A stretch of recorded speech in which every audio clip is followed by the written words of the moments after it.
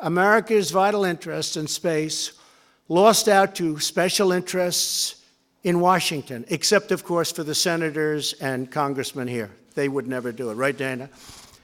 But all of that is changing. We know that. My administration is reclaiming America's heritage as the world's greatest spacefaring nation.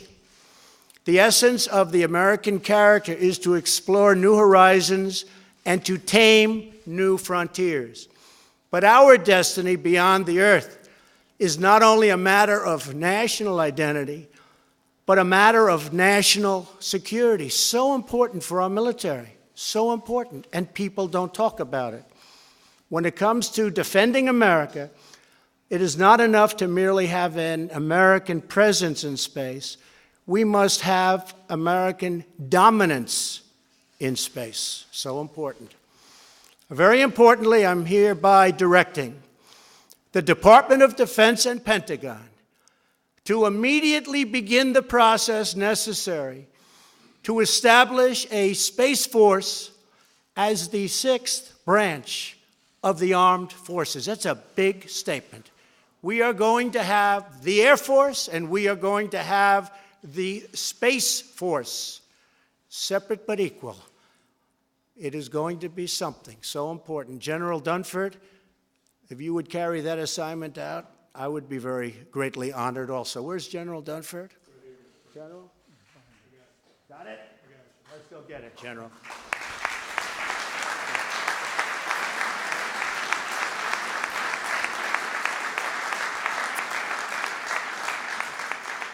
But that's the importance that we give it. We're going to have the Space Force. 1 year ago, I revived the National Space Council and put exactly the right man in charge, and that's our friend, Mike Pence, who feels very strongly about this. And in December, I signed a historic directive that will return Americans to the moon for the first time since 1972, if you can believe that.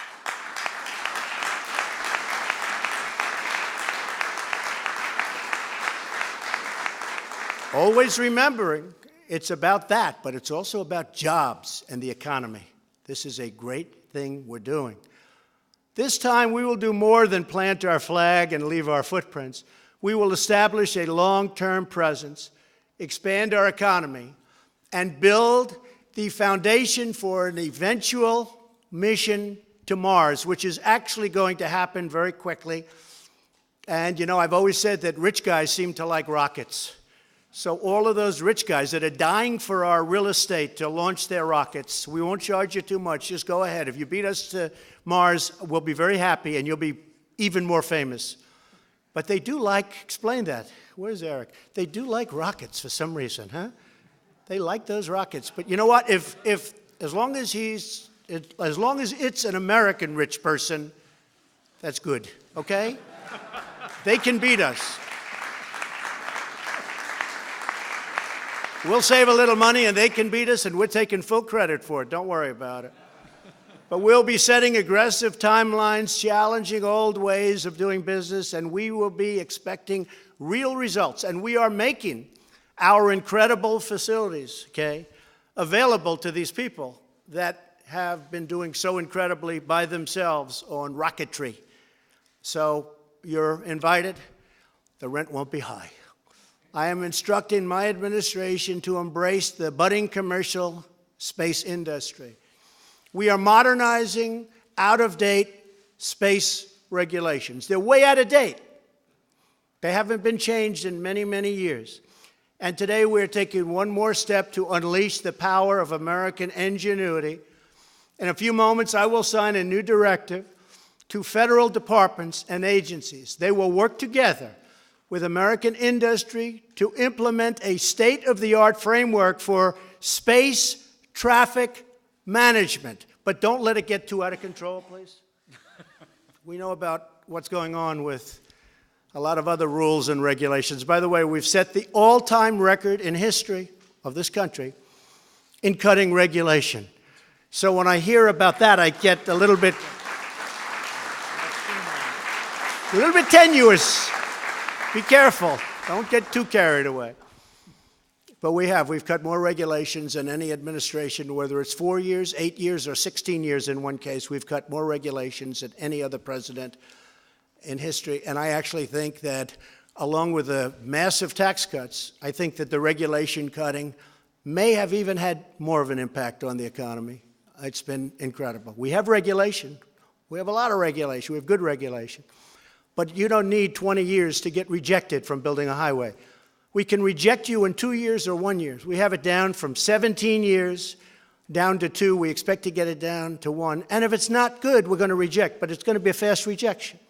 You're not going to go an entire lifetime only to find it's not going to be built. 2 previous administrations tried and failed to develop a system to deal with congested conditions in orbit. We are finally going to get it done. It's going to happen fast. 1 year from now, our nation will mark an important milestone in human history. Half a century since Americans first stepped off the Eagle and onto the moon. That was a big day, right?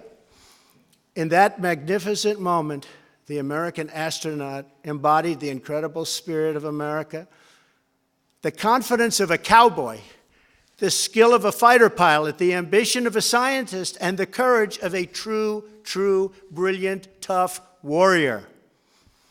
They bounded fearlessly into the unknown to be there first. They did the impossible because they knew that together there is absolutely nothing Americans can't do. When we get together, there's nobody even close. Now we are ready to begin the next great chapter of American space exploration. This is a very important day. This is a very important gathering. A new generation of young people seeks to challenge, really challenge hard, to get their talent and their skill to work. And now we're giving them a forum and a platform from which they can put that genius to work. Legions of welders and metalworkers, scientists and engineers stand ready to build a powerful new rocket and gleaming new spaceships, and that goes with all of the other things that we're building in our country. Our nation of pioneers still yearns to conquer the unknown, because we are Americans and the future belongs totally to us. Once more, we will launch intrepid souls blazing through the sky and soaring into the heavens. Once more, we will summon the American spirit to tame the next great American frontier. And once more, we will proudly lead humanity. And that's what it is. It's humanity beyond the earth and into those forbidden skies, but they will not be forbidden for long. You're very important people. You have a great contribution. What you're doing has been incredible, but it will be even more incredible, far more incredible, because we are giving you a platform the likes of which nobody has ever been given before. I am a big believer. You will go out there and you will take that frontier, which is largely unknown by man or woman, and you will learn everything there is to know about it. And what you're doing is so important. Remember, economically, militarily, scientifically, in every way, there's no place like space. Good luck, General Dunford and the Joint Chiefs. I want to wish you a lot of luck with Space Force, but that shows how important it is. Congratulations on your tremendous success, but you're going to have far more success right now. Thank you very much. Thank you. Thank you. Thank you, Mark.